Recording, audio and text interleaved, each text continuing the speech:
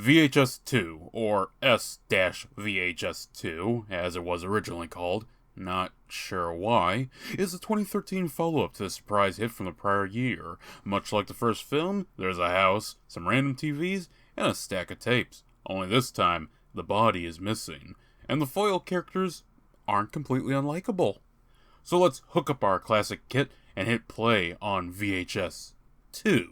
The film opens up to consensually groped tits. Geez, we're already off to such a better start. But it turns out this is being recorded by a third party, who is promptly discovered, and wow, does this film give us dick on clear display. Fleeing the scene, we learn that this was Larry, played by Lawrence Levine.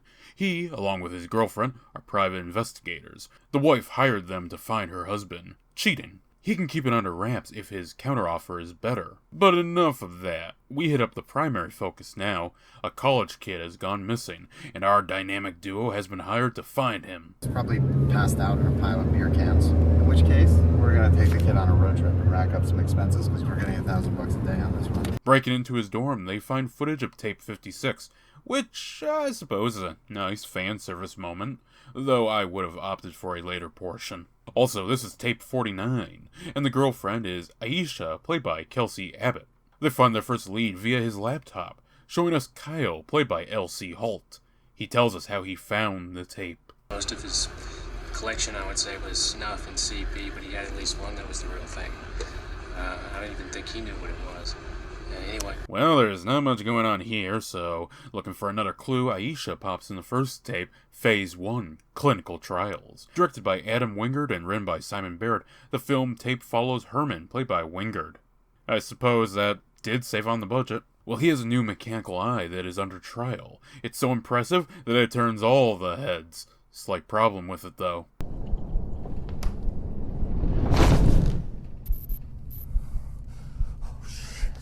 Yeah, you kinda see the other side, and oh boy does it like to stare back. Freaking out, he consults with the doctors, not getting much outside of, well, we aren't aware of anything, and we told you glitches would happen. Luckily, Clarissa, played by Hannah Hughes, is knocking at the door. She fills us in on what's happening. She got treatment for being deaf and can now hear them. And the more you interact with them, the more they can interact with you. Okay, so monkey no see, monkey no hear, monkey no do. Oh god, who got the dick surgery? Speaking of doing it, Clarissa's dead uncle shows up, and to help ignore him, her and Herman just get down to it. Alright, you scientist assholes. I want a copy of that footage. Like, I want you to put it on a disc or something, but don't watch it. Just get it to me, okay? The next day, he ignores her and interacts with the ghosts. Meanwhile, Clarissa, she's taking a dip. And right there, we can tell the film is of a higher quality than the first movie. Oh, and she's bones at the bottom of the pool. Herman goes Saw 2 on his implant, but he doesn't make it far.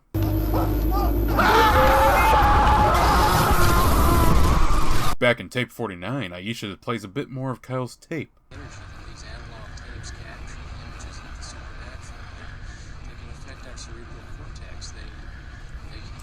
Come on, he's about to fill us in on the VHS cinematic universe. Well, they'll have to wait as we wheel into A Ride in the Park, directed by Eduardo Sanchez and Greg Hall, with Jamie Nash writing. Cyclist Mike, played by, I'm not really sure. There's no one named Mike credited on IMDb or any website I checked. I did learn that Sanchez and Wingard were behind the Blair Witch film, so that's pretty cool. As is Mike's bike riding until he comes across a woman spilling her guts in the least scandalous fashion. He tries to step up, but seeing the numbers, realizes he's not that guy. He also realizes that being the protagonist does not make you immortal. Fleeing into the woods, he soon repeats the woman's fate, ultimately collapsing. Eventually, a couple happens across him, and now we get something great.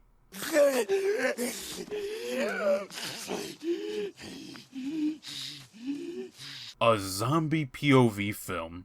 At the start of the outbreak, too. While the woman escapes, she soon returns to feast on her lover.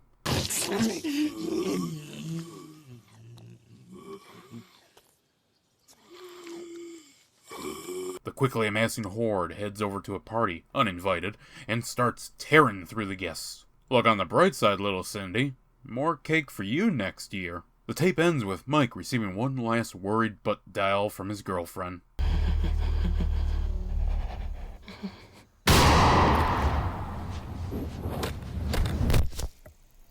Back with Aisha, she isn't doing too well, appearing to be in some kind of trance, much to the concern of Larry, who runs out to get her some medicine. Meanwhile, something watches from the shadows. Well, next tape, Safe Heaven, created by Timo Tahanto and Gareth Evans.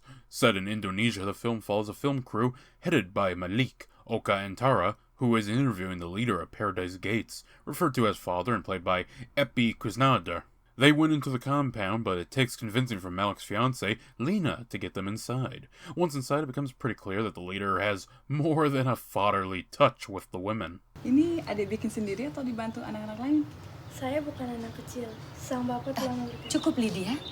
Siapkan yang lain saja. But hey, time for that interview. It doesn't go smoothly, with Lena getting sick and Malik's friend Adam going to check on her. Further technical problems result in Malik heading out to the car. There he manages to overhear about Lena being pregnant with Adam's child. Now that's scandalous. But anyways, time for a speech.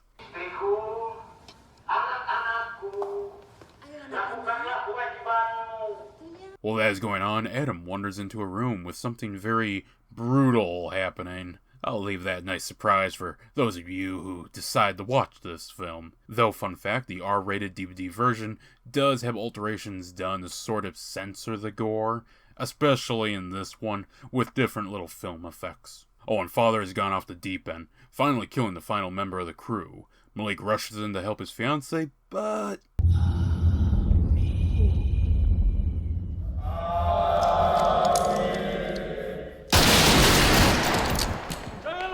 I mean, maybe it's like the end from MGS3. Wait a bit outside and see if they kill themselves. Malik doesn't have time to wait, though, and does battle. It doesn't end well for him.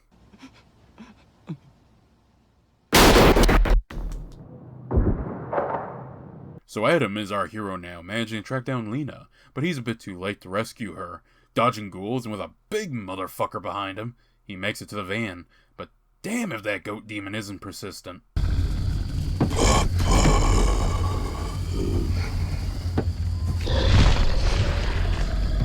Now that short was killer. Oh no, Aisha.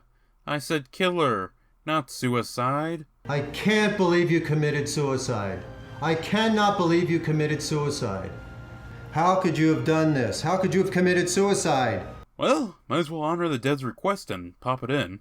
Slumber Party Alien Abduction. You fell for our trap, Earth fool. Now you will be a delicious murder. Quick, put him in my digestive container so I can feed off of his life. I can see which film got the smallest slice of the budget. Okay. This is just a bunch of kids filming, and honestly, this one should not be on here. The past 3 tapes have mostly been premium cut, but this one is just a bunch of annoying kids and teens. The director was Jason Eisner, who also wrote it alongside John Davies. And I can't tell if they wrote the most believable shitheads or the most annoying shitheads. Either way, the tape takes about half its runtime before reaching the aliens. They're cool, just don't look long, and have some background smoke machines with colored lights. They get abducted, and the dog with the camera falls to its death. So finally, we hit the end of the foil tape. Kyle and his mother, they wanted to make a tape of their own. Thanks for watching. And now we essentially get the prior VHS ending, only difference is that there's a bit more to it. Namely, it's much more lit, and Larry gives his girl the best penetration of her life.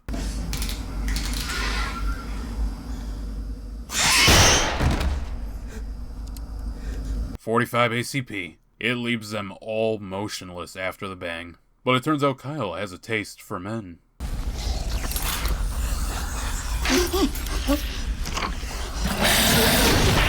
I couldn't find a budget listed for the film, but it's blatantly clear they had more to kick around. Though the film only made just under $10K its opening weekend in the US, it would go on to make $805,574 USD worldwide. Assuming this film had double the budget, that would probably still make it a financial success. Being rushed into production 2012, the film would premiere at Park City's Library Center Theater as part of the 2013 Sundance Film Festival, January 19th, 2013. Italy would see the last DVD premiere come January 28th, 2016. Names would largely stay the same, with Turkey just slapping the number 2 on their localized title. Overall, I have to say that this film is a major step up. The effects are better, the stories are better, the characters are actually not entirely terrible people. Going through this one was both a surprise and a pleasure. Starting with Phase 1 clinical trials, it wasn't the most interesting and it was kind of dumb, but it was serviceable and enjoyable enough to get me through. Funny enough, Herman's character was meant to be played by James Rolfe. Yeah, the angry video game nerd himself. Sadly, he was working on his own movie. It would have been nice to see him in something not AVGN related. A ride in the park was genuinely great. I've seen a few media types use a zombie POV, but I think this is the first one to do it, at least as far as I'm aware. Something about it also kept reminding me of Stubbs' Zombie, which was just a cherry on top. And then we have Safe Haven, which is probably my favorite out of the bunch. I wouldn't rewatch it as fast as I would Ride in the Park, but it's definitely the one I'd like to see more of. This film actually did have a longer cut, but it had to be trimmed down. A shame, but an understandable one. Should they ever make a fully realized version, I'd hope they'd keep the dude playing father around. He was perfect in the role, and despite me thinking he didn't look that intimidating, he was able to put fear into his character. Lastly, we have The Foil, Tape 49. Honestly, solid job. It doesn't overstay its welcome or overshine the other films. It does deliver a nice dose of edible suspense in between the tapes. Its ending is also much better compared to the original. And no, I didn't miss one. I think I've said my piece enough on that film. But I think it's time we click stop because next time, we're going digital.